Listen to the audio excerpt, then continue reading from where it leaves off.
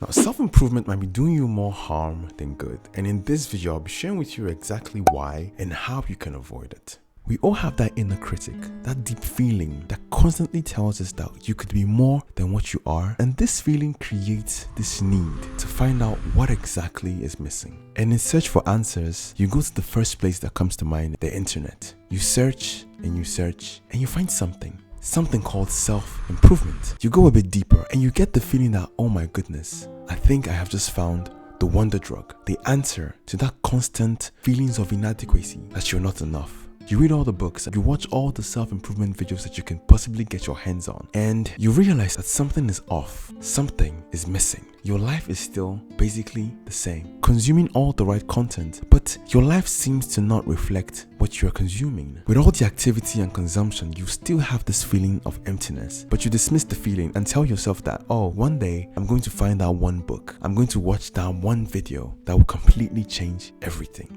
And so you continue. And you are in this constant cycle of video after video and book after book with little life improvement to show for it. Now, if you happen to have the same problem, you're probably going through something called the self-improvement trap.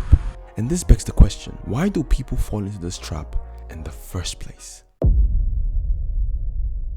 Sometimes, if you're not careful, self-improvement can actually lead you into a really subtle form of gaslighting, where you think the books that you read and the stories that you come across in those books is how reality is, but the truth is, it's actually not real. Now, I'm sure you might be like, wait, Bernard, the books I read are non-fiction books. These events actually did happen in reality. True, objectively, they are real, but they are not real to you. Now, what do I mean by this? These are representations of realities that are usually not in any shape or form related to your reality, because people have different set of backgrounds and circumstances that actually paint our different realities as we know it. So the things that you read, although it's real objectively, the reality is they might not be experiences that you may be able to relate to. When you are looking at the reality of another person and imagining that reality as your own, you are in a sense gaslighting yourself, because the reality that you're trying to imagine, there are most likely a lot of variables at play that you may not have in your own reality. And when you successfully gaslight yourself into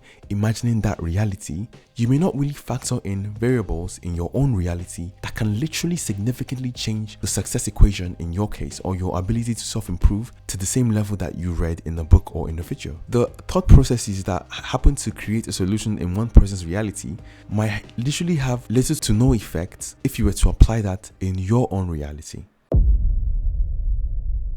You are seeing life subjectively through the lens of the writer or the creator of the video. And now the thing with self-help books and videos is that you get to see what the writer wants you to see. And the reality is everything is hyper edited. You can only fit in so much information in a 200-page book, in a 5-minute YouTube video, or even in a 30-second reel. It's quite difficult for you to actually have the full picture of whatever it is that the writer is trying to explain to you. And now this is actually not because the writers or the creators are trying to deceive you, no, but due to the fact that we live in a time where everyone is looking for that fast hack, that quick way to do something, they are forced to actually condense the information into quick sizable chunks that people can just quickly go through to satisfy that urge and craving for speed. People would only tell you their experiences through their own eyes. We all experience the same objective reality differently. Someone's reason for why they thought that they were successful in a particular endeavor would be completely different for another person that got the same level of success in that same endeavor. And they are only telling you based off what they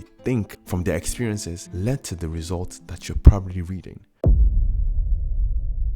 Self-improvement content has a really cunning ability of actually making you feel like you are actually making progress towards your goals, while in reality you are just on the bed watching another YouTube video. Now, the good feeling that you get is as a result of the release of a chemical called dopamine. And that constant cycle of dopamine release for little to no effort creates a form of addiction where you are rewarded for doing virtually nothing. Now, don't get me wrong, I'm not saying dopamine is actually evil or bad. Dopamine is actually a natural chemical that is released when we do things that actually promote our survival. Centuries ago, humans got a lot of dopamine by doing hard things like going for a hunt and getting a big kill. And that release of dopamine encouraged such behaviors to go and hunt and feed their families. Now, in contemporary times, if you get a good grade for a test that you studied hard for, you would feel good and it would release dopamine. And that form of dopamine release is actually something called good dopamine. Now, the problem with dopamine happens when we get that dopamine release from things that are no effort, like porn, drugs, and in this case, self-improvement videos or books that gives you a feeling of doing the work while in reality you are actually doing nothing. So this begs the question, how do we solve this? How do we actually do away with this self-improvement trap? Don't get me wrong, I'm not saying reading self-improvement books or watching self-improvement videos are bad. That's actually not what I'm saying. But what I am saying is the application of what you know is much more important than what you know. The real trap of self-improvement happens when we drown in knowledge but starve for wisdom. And wisdom essentially is the correct application of knowledge. The true test of whether you have learned or not is in your ability to change your behaviors. If a book that you read did not in any shape or form change your behaviors, it begins to beg the question if you actually learned anything or not. The whole point of self-improvement is to lead to changes in behaviors. And when we engage in those activities of reading and watching and our behaviors are not actually changing, we are kind of in a situation where we are, forgive me for the lack of a better word, but intelligent fools, where we know a lot of things but are not able to really apply anything into our lives. And honestly, I can say this because I've been there before. It's one thing to read a book, it's another thing to think through a book. The main purpose of reading is actually thinking and application.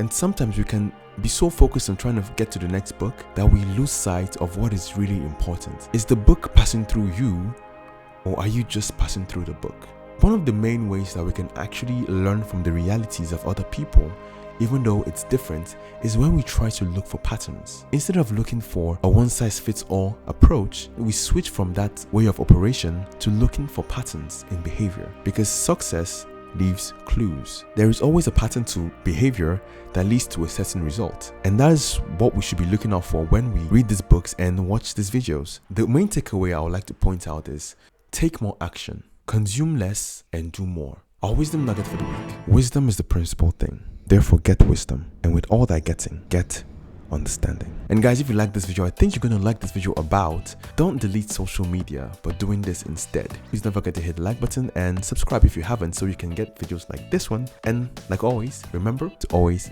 keep it real. Bye guys.